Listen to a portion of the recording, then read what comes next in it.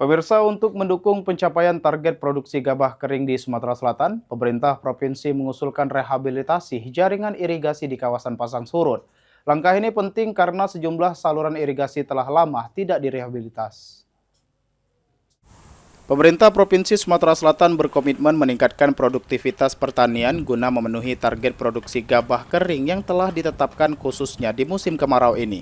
Salah satunya mengusulkan rehabilitasi jaringan irigasi di wilayah pasang surut. Perbaikan ini difokuskan pada saluran-saluran irigasi yang kondisinya telah mengalami kerusakan dan belum mendapatkan penanganan selama bertahun-tahun.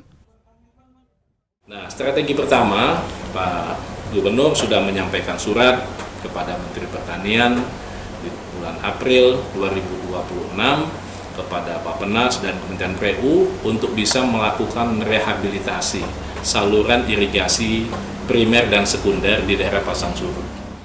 Rehabilitasi irigasi diharapkan mampu memperlancar distribusi air ke lahan pertanian sehingga dapat meningkatkan indeks pertanaman dan produktivitas pada para petani.